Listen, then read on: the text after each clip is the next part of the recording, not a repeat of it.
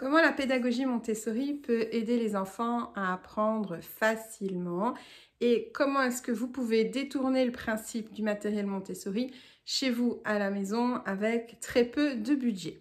Bonjour et bienvenue dans cette vidéo, je suis Victoria du site Enfance Positive et aujourd'hui je vais vous délivrer un petit secret de derrière les fagots de la pédagogie Montessori pour rendre les apprentissages évidents et aussi ludiques. Quand on regarde le matériel Montessori, par exemple, le matériel sensoriel. Alors, si vous ne connaissez pas, je vous invite à aller jeter un petit coup d'œil, mais par exemple, les emboîtements cylindriques, les cylindres de couleur, la tour rose, l'escalier marron, les barres rouges. Prenons l'exemple de ces 5 matériels sensoriels-là. Il va y avoir un point commun entre tous ces matériels. Je ne sais pas si vous avez déjà prêté attention à ce point commun et si vous vous en êtes déjà rendu compte. Mais chacun de ces matériels présente 10 pièces. Exactement 10 pièces. Et dans mes formations, j'insiste vraiment sur l'importance d'acheter le matériel qui comporte 10 pièces parce que bien évidemment, pour vendre plus, les fabricants ont créé des matériels supplémentaires qui n'ont absolument rien à voir avec la pédagogie Montessori ni à ses critères. Et donc, vous allez pouvoir trouver des emboîtements cylindriques à 3 ou à 5 cylindres, comme des tours roses à 7 cubes, par exemple.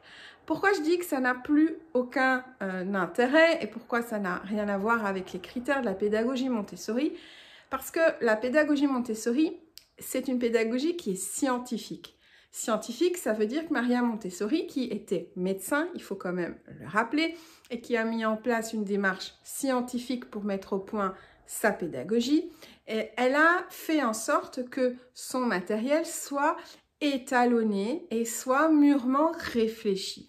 Donc étalonné, qu'est-ce que ça veut dire? Ça veut dire qu'elle a fait des essais avec plusieurs variantes, plusieurs versions de chaque matériel pour n'en garder que la version qui fonctionne le mieux, c'est-à-dire la version qui attire le plus les enfants.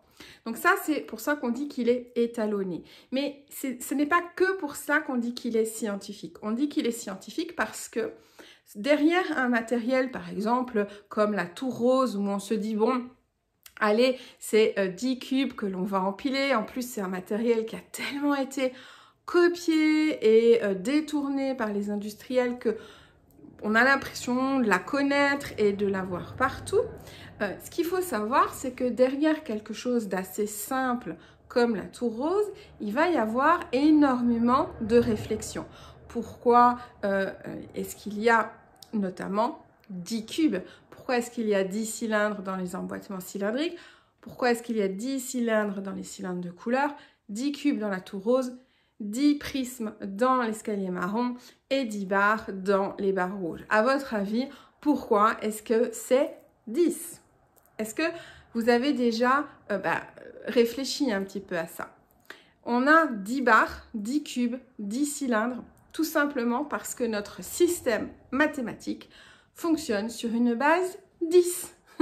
Et que même quand on a un enfant de 3 ans avec lequel nous allons travailler sur la tour rose, on est bien d'accord que l'objectif principal étant une discrimination sensorielle des dimensions et que l'on va empiler les cubes les uns sur les autres, le fait qu'il y en ait 10 et le fait que l'enfant puisse manipuler à répétition du matériel qui contient 10 pièces, eh bien, progressivement, ça va forger dans son esprit cette certitude que tout est base 10 et que notre système mathématique, en tout cas, est base 10. Et quand on travaillera plus directement sur les maths, le base 10, finalement, sera assez évident. Hein. Il y aura cette notion de « ouais, bah, ok, et ?»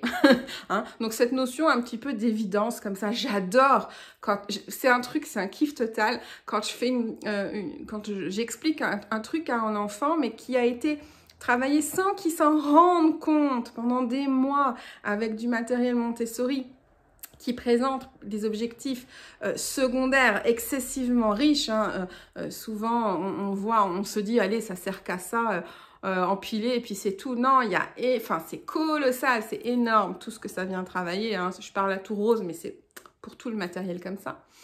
Et donc, j'adore quand, à un moment donné, ça fait des mois que l'enfant, il manipule quelque chose et puis que j'amène une nouvelle notion, par exemple en maths, et que je lui dis, bah voilà, on va découvrir la base 10. Il me regarde et il me dit, bah oui, et enfin, t'as rien de nouveau, quoi. Enfin, voilà. Et ça, c'est vraiment le kiff total parce qu'en fait, il sait déjà. Il sait déjà, c'est juste qu'on va amener à sa conscience.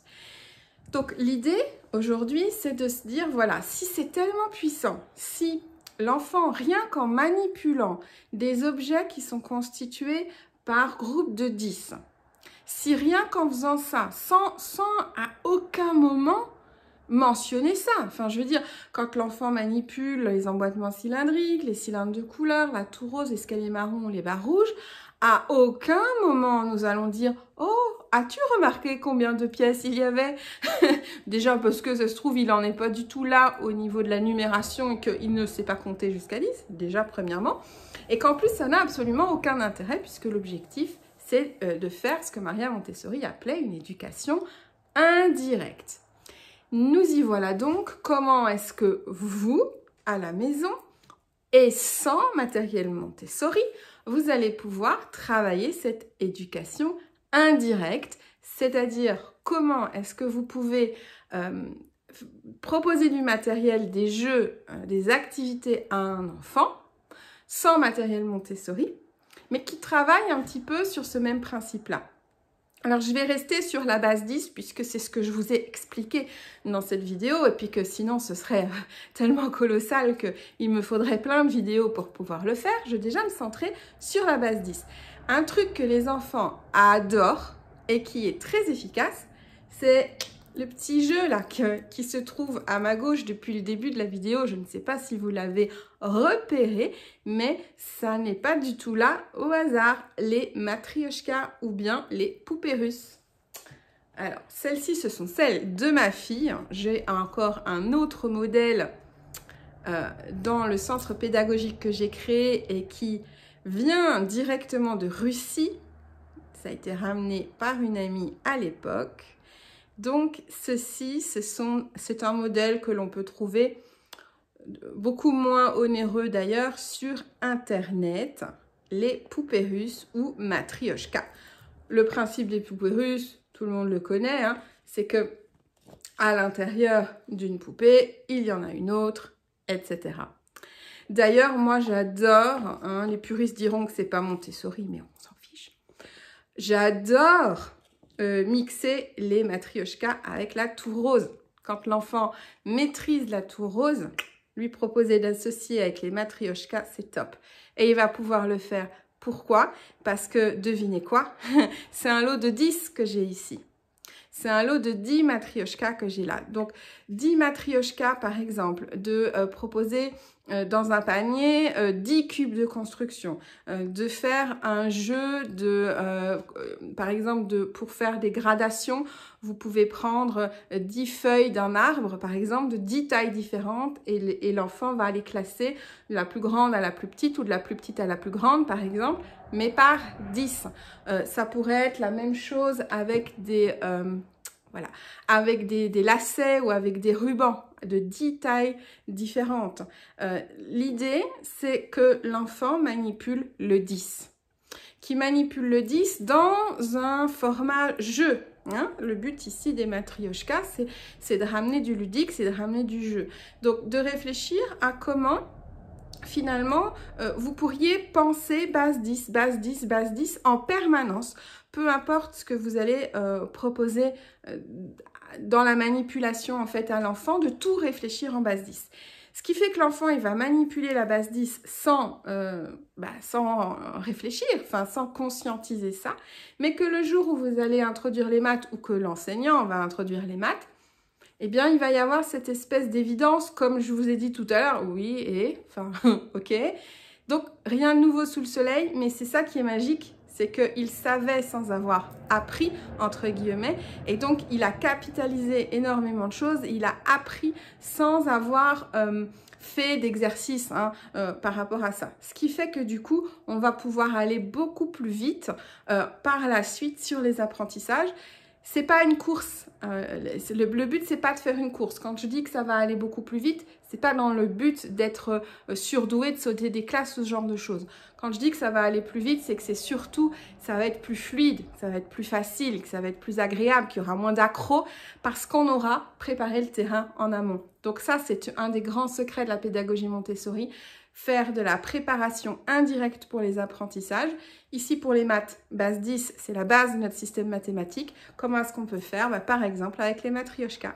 Voilà, j'espère que cette vidéo vous aura plu. N'hésitez pas le petit pouce like si ça vous a donné des idées et que vous avez bien aimé. Et puis, je vous dis à bientôt.